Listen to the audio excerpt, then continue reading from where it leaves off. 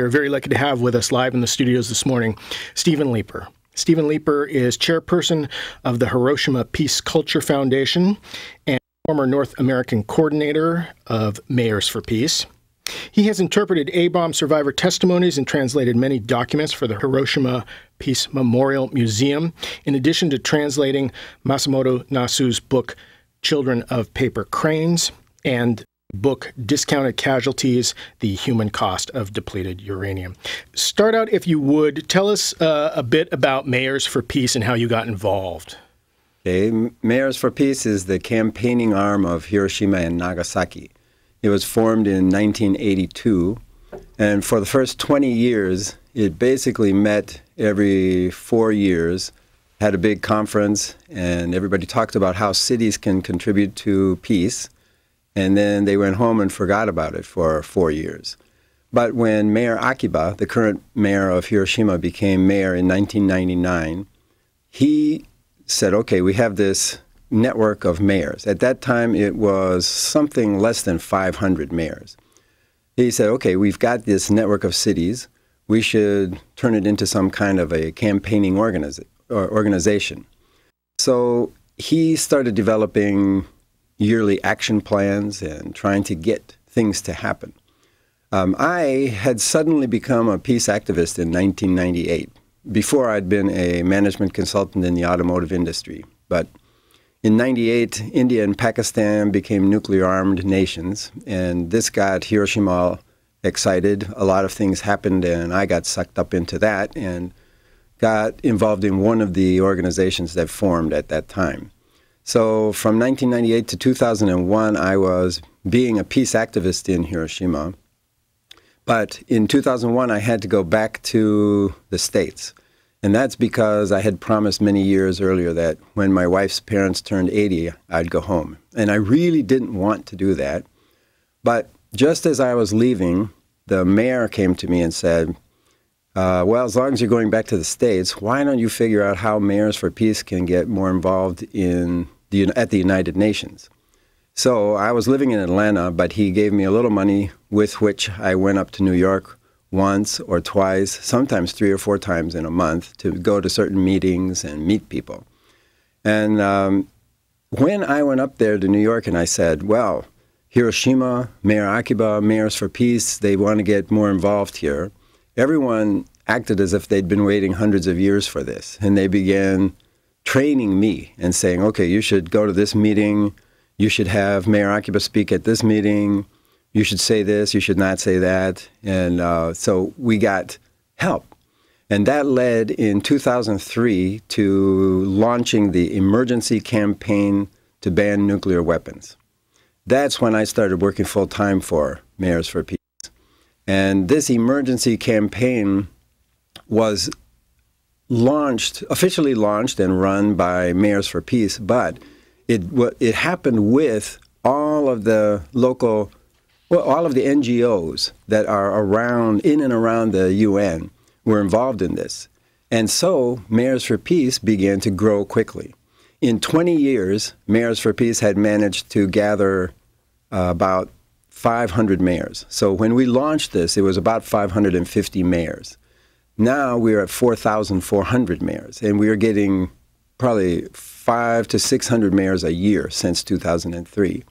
So it's turned into an entirely different kind of organization, a real campaigning organization. And we have activists, probably thousands of activists all around the world go to their mayors and say, please join Mayors for Peace. So Mayors for Peace is growing, and that gives Mayors for Peace a status and a kind of an ability to talk to governments.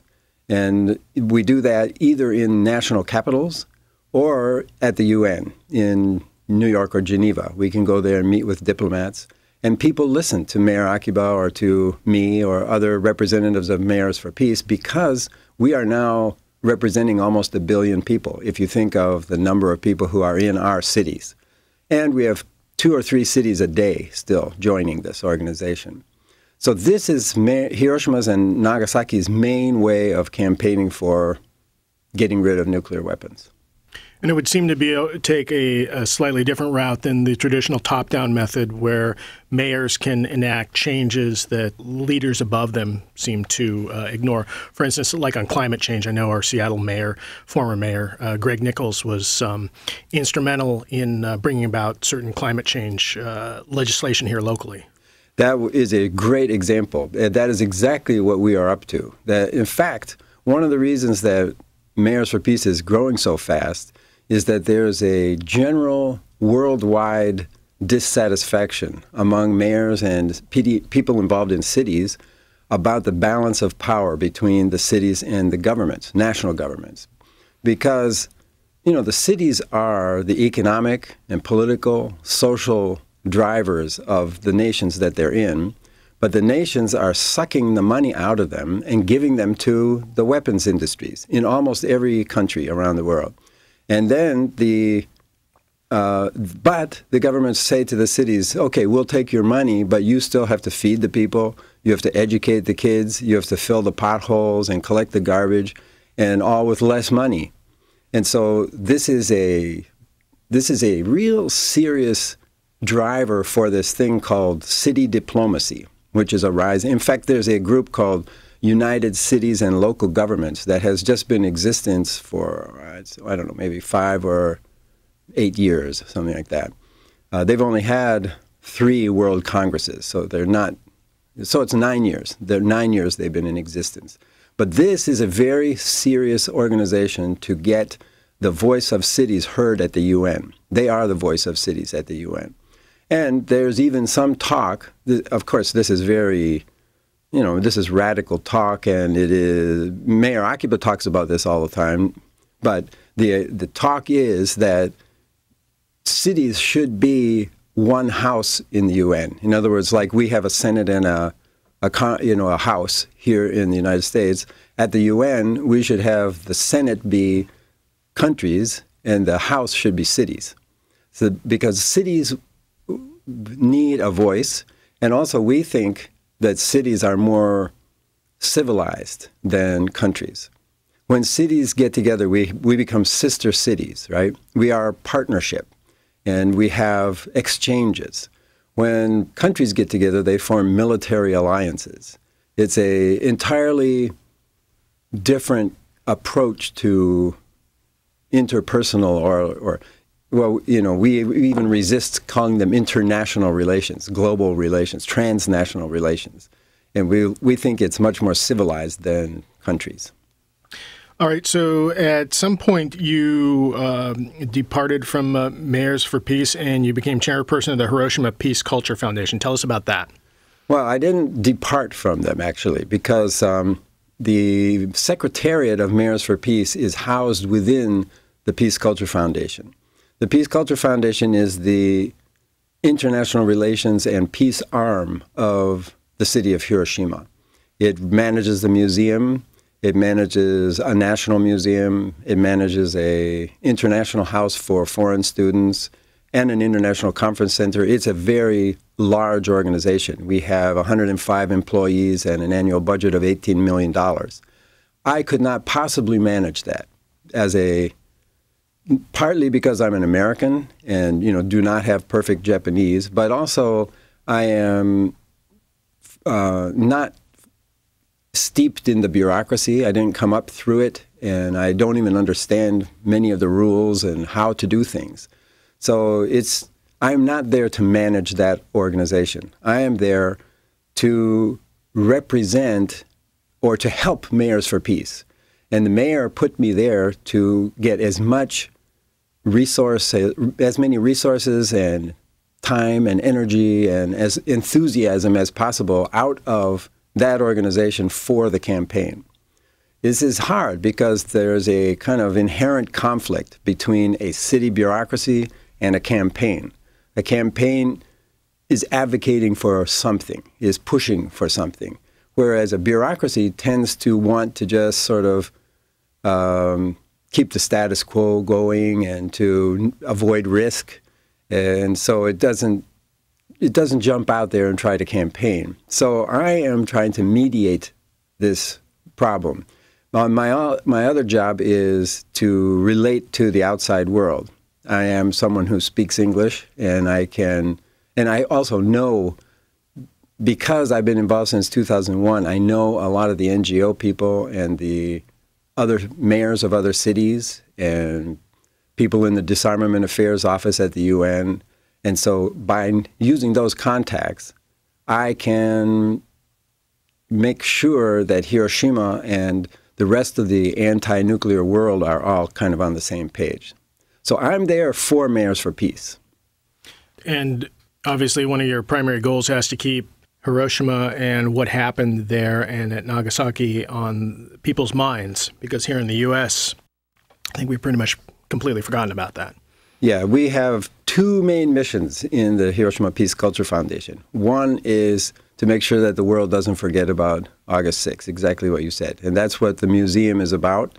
And we do A-bomb exhibitions. We've actually done 2 A-bomb exhibitions in the Seattle-Tacoma area. And we send survivors around the world and do whatever we can to bring this or keep it in people's consciousness. The other part is to explore peace culture. Hiroshima Peace Culture Foundation is not peace and culture. It's peace culture as opposed to war culture. So we believe that the human family is trying to graduate from the war culture that we are living in now to a peace culture. And so we are exploring, refining, and promoting this thing called peace culture. And so those are the 2 main missions of the Peace Culture Foundation. And one of the things that brought you over here to the Seattle area was the local Disarm Now Plowshares trial that's happening here. And I understand you were both at the trial and were a witness for the defense. Yes, I came here on the 6th for that trial that started on the 7th. And I have been there all day, every day, and involved with the people.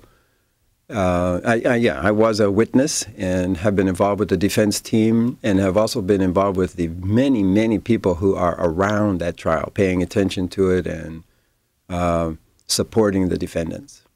So maybe you can give us a recap or what you saw as significant that transpired during this last week. Well, I think that the critical, or let's say, to me, the biggest problem with this trial is that the judge and the government side, well, the judge finally decided that international law and the necessity defense. The necessity defense is the idea that sometimes you can do illegal things if you are doing it for an important cause. Like, you can't break into someone's house and grab a baby and run away unless that house is on fire. But if the house is on fire, it makes sense to do that. That's the necessity defense. So the necessity defense and the international law are the absolute crux of the defendant's case. And right from the very beginning, this court eliminated that and said, no, we can't talk about international law, and we absolutely do not accept a necessity defense. So right from the beginning, what the jurors should have been thinking about and talking about, or having to deal with, was taken away from the defendants. So everyone was very upset about this, and the defendants, it took quite some time for the defendants to figure out, well, then what do we talk about? How do we present a case at all? And in fact, all of the 5 witnesses that the defense were going to call had something to do with this necessity defense or international law. I'm talking about the emergency campaign to ban nuclear weapons and the fact that we have a nuclear weapons crisis going on. All of this is totally irrelevant from the point of view of this court having decided not to mention necessity or international law. So we were wondering, what shall we do? But as the trial proceeded, gradually everyone began to listen a little bit more to the defendants. And they were allowed to call us, the witnesses, to talk about their intent. And that was the way we got on the stand, was they were trying to use us to explain why they did what they did. So as long as we were talking about their intent, we could talk. And we were also there as character witnesses. You know, like we get asked, do you see them as being malicious? Malicious is an important word in this trial. And then we're, supporting these people as being really decent people who are not criminals and are not doing anything. They're not trying to do anything that is malicious at all. They're just trying to save the world from being blown up. So we would sneak in little things like that. And it was a process of getting statements about why they did what they did through this, or let's say over this enormous hurdle of not being able to talk about international law or the necessity defense. Or apparently even the government would not recognize that there were actual nuclear weapons at the base there. Right. The judge, I don't know, I think maybe this was part of the reason that he did not accept the necessity defense, because there is no proof. We have no proof that we have nuclear weapons there, right? And the government neither affirms nor denies having nuclear weapons there. So even though everybody knows that there are nuclear weapons there, and even though the defense presented lots of documents in which highly placed government people, including the military people on the base, are talking about nuclear weapons on the base, no, those don't count, because the judge wanted to see a government document that admitted having nuclear weapons on the base. And lacking that, he refused to accept any assumption, or we couldn't talk about the nuclear weapons on that base, which was also a problem. Although the defense was very good at finding ways to talk about nuclear weapons on the base, and by the end of the trial, they were talking pretty openly about it. And things really loosened up over the week of this trial. At first, it was so tight, and everyone was so formal and tense and uptight, and the government prosecutors were objecting to almost everything that got said. It was very difficult, but gradually, I think both sides learned to deal with each other, and through that process, the defense began presenting more and more of its case, why it did what it did, how it felt, and the government prosecutors, for some unknown reason, they just stopped being quite as strict about objecting to everything. And as we speak, the jury is out for the weekend. They are still deliberating? The jury went out at around 3 or 3:30 on Friday afternoon. And then I heard that at 5:30, they came back and said they were in agreement about 3 counts, but 2 counts they're still not in agreement about and need to continue talking. So they are out they're, taking a break for the weekend, and then they go back on Monday and start deliberating again. And how was the turnout for the trial?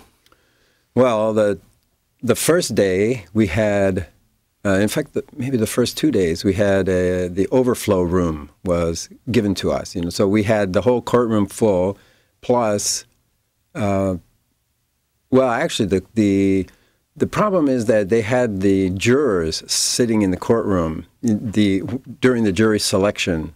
So there were 47 people sitting in the courtroom who were potential jurors on the first day.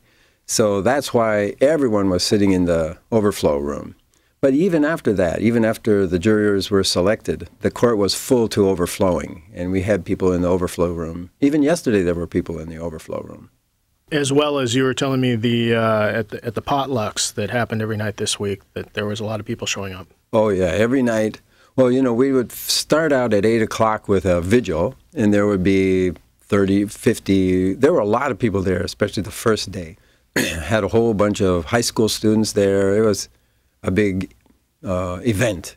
And then after the trial gets over at 4:30 to 5, we go to a school that was near a St. Leo's Community Center. I don't know the name of that school, but we went to this. It was a community center, really.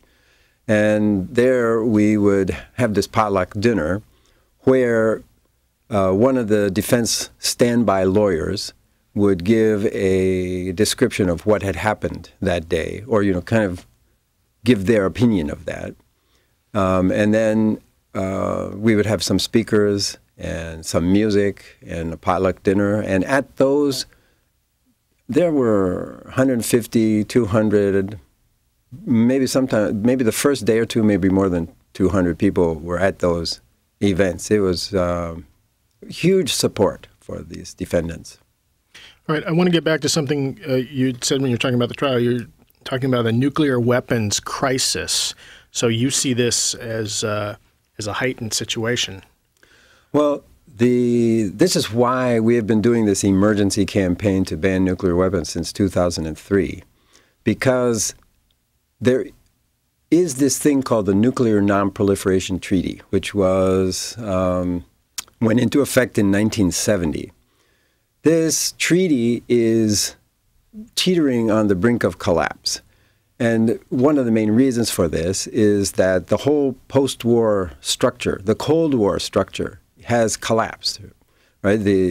In 1949, after the Soviet Union got nuclear weapons, after that, the two sides, the East Camp and West Camp, were definitely competing, but they also cooperated to control all of the countries around the world. So basically, the Soviet Union and the United States have 90% of nuclear weapons and pretty much decide who else has them. And this whole structure is collapsing. Of course, the Soviet Union is gone, and the United States is getting weaker and weaker, unable to say who is going to have them and who is not going to have them. And that's the reason that nuclear weapons have spread to some extent. At the time of the treaty, there were only 5 nuclear weapon states. Now there are 9. But the bigger issue is that we are deciding now, as a species, whether to eliminate nuclear weapons or let everybody have one. If this treaty collapses, anyone who can make one or buy one will have one. And the UN has said that there are 44 nations in the world that could have them within a few months or a couple of years if they put their minds to it. So we are looking at either everybody getting rid of their nuclear weapons, including the United States and Russia, or they are going to spread all over the world. And especially in the Middle East, the countries have been saying very, very clearly since 1995, either you get rid of your nuclear weapons or we will have them. And they're not doing this as a threat. They're not doing it because they want to even. They don't want to.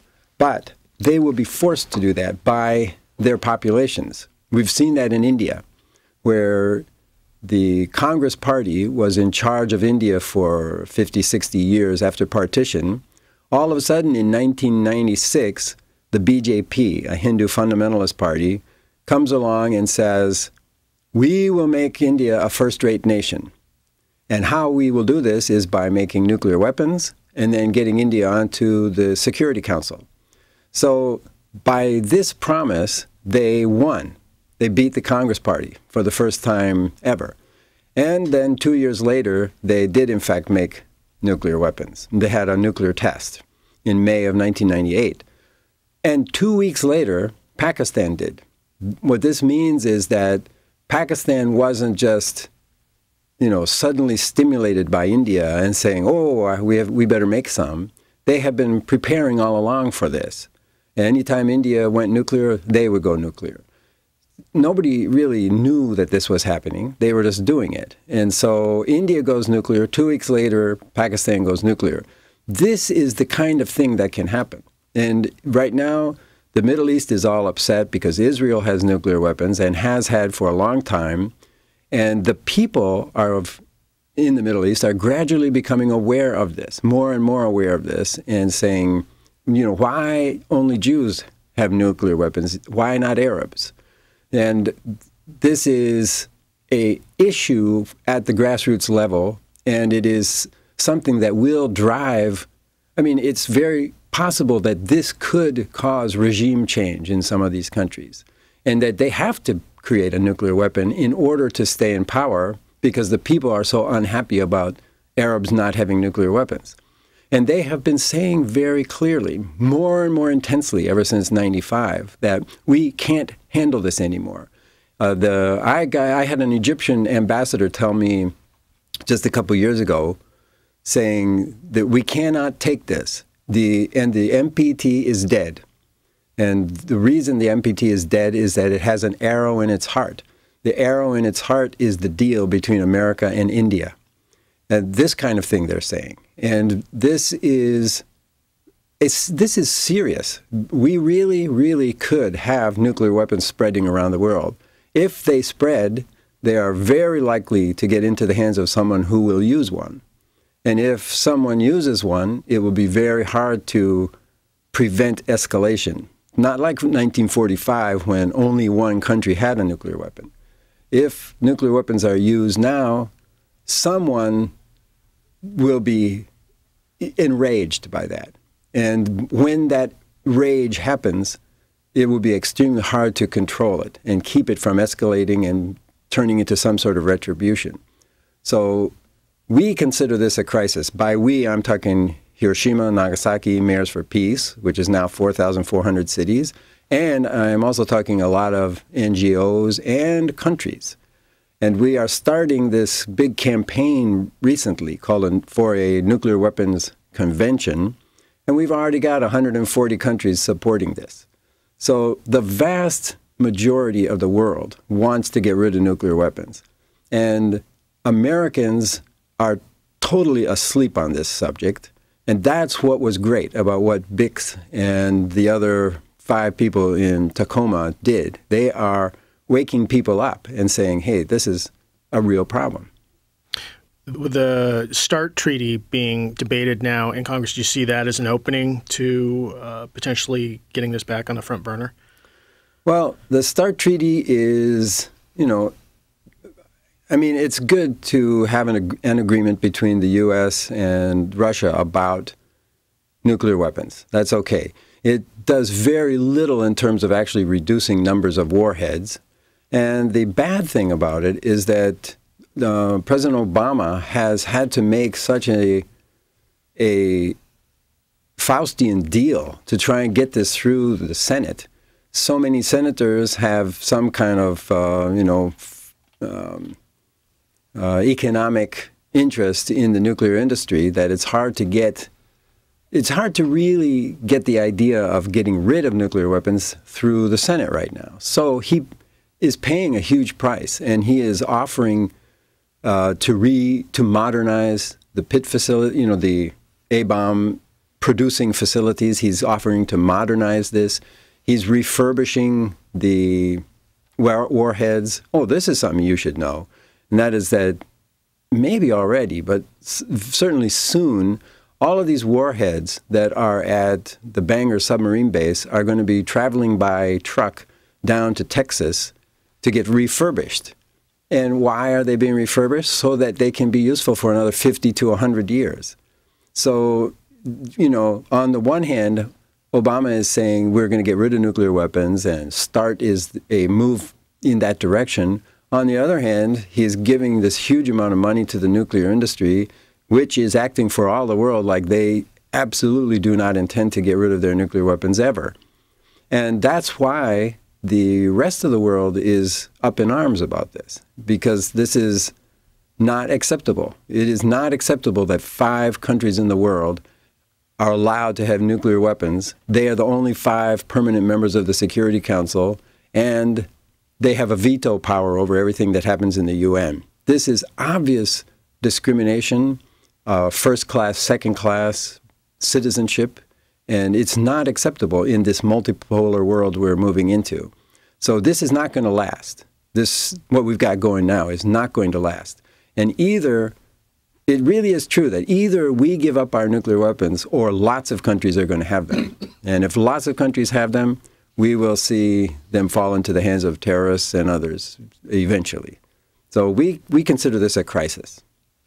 Well, on that note, we're unfortunately out of time. I want to thank you very much for coming in and spending time with us this morning. Thank you very much.